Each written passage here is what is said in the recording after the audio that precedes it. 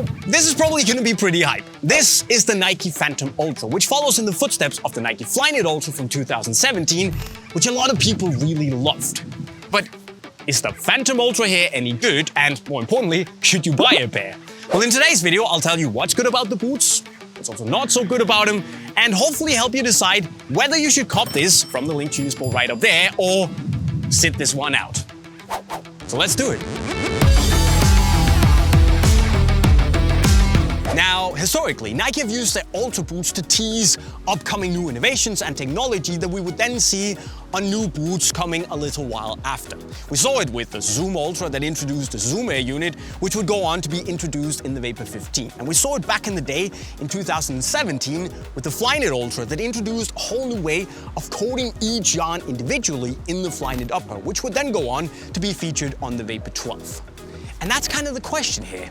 Phantom? Ultra? Does that indicate that Nike are teasing something that's coming up on the Phantom soon? And that's a bit of a funny thing because the technology on the Phantom Ultra is not exactly new. I mean, it's basically, more or less at least, the exact same boot as the Flyknit Ultra from 5 years ago. I mean, it even says Flyknit Ultra on the heel of the Phantom Ultra. So basically, the Flyknit Ultra here was a Vapor 11 or Superfly 5 made with this new coating each yarn individually technology. And basically, the Phantom Ultra does the exact same, but instead of being a Vapor 11, it's now a Hypervenom 3 with the new technology. Now, traditionally, when you make a Flyknit Upper, you have a piece of knit and then you coat it with an entire piece of silicone film. But this new technology, well, back in 2017 at least, allowed Nike to coat each yarn individually, which meant that you can expose it and it's still durable and can withstand water, but it also allows Nike to give it a bit more grip and texture on the ball. So instead of mimicking the speed ribs like we had on the Superfly 5 and Vapor 11 on the Flyknit Ultra, Nike have now taken the striking parts from the Hypervenom 3, only with this slightly more gritty sensation from the Flyknit Ultra. So, no, you can't exactly say that it's new technology. But I mean, it's still here. So there must be a reason that they're bringing it back as a Phantom, right?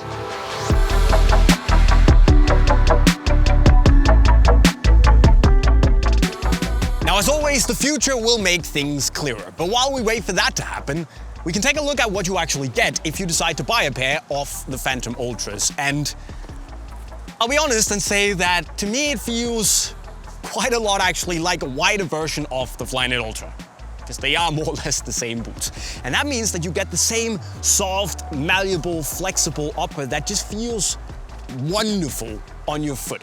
It's got this trademark Flyknit sock-like feel that just molds to the shape of your foot immediately. And it also, at the same time, gives a relatively secure and stable sensation. I mean, it's not wildly mind-blowing and just locks your foot in place, it doesn't move at all, but I never had a problem with lockdown. And when you combine that with this really nice soft fit that gives almost a free and slightly personal sensation on your foot, it's just a really good experience to put on. But the touch is where the Phantom Ultra really sets itself apart from well, basically anything out there apart from the Flyknit Ultra. Again, you know, same boot and all, but the grip is something else. You know, it's so grippy, but in this funny, almost controlled, really balanced way where you feel as if the grip is coming from the texture of the knit and the yarn themselves, but also from the fact that the yarns feel a little bit rough in this sticky way, almost as if they were covered in oil.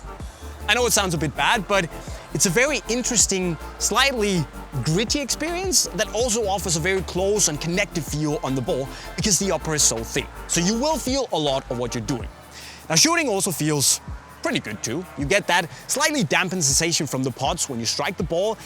I wouldn't say it's to the extent of the Hypervenom 3 that had a very soft connection with the ball, but you do get a little bit of that dampened oomph, solidity behind the ball when you strike it. So also a pretty good experience. And finally, we see the return of the hyper-reactive plate from the Hypervenom 3. Phantom, Hypervenom Phantom, you get the point. And it's a pretty good one to have back. It's very, very responsive, feels great whether you change direction or accelerate in a linear direction, so no complaints from me in that department either. Plus, it's light. I mean, it's really, really light.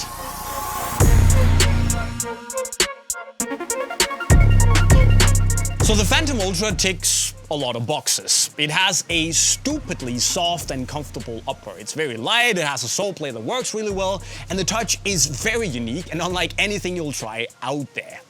So from a performance point of view, it's a little bit difficult to find much to complain about here.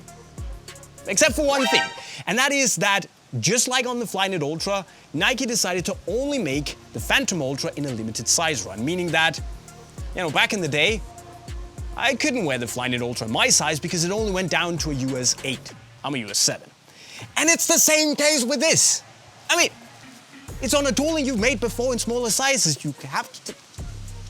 Why close the door for people with smaller or larger feet? It's just...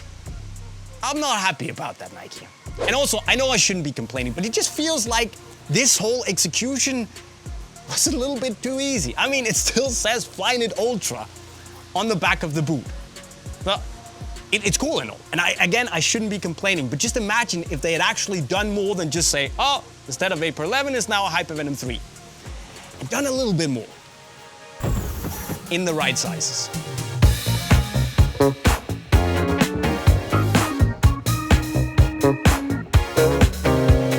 So, no, this might not be Nike's latest, most innovative, never-seen-before technology.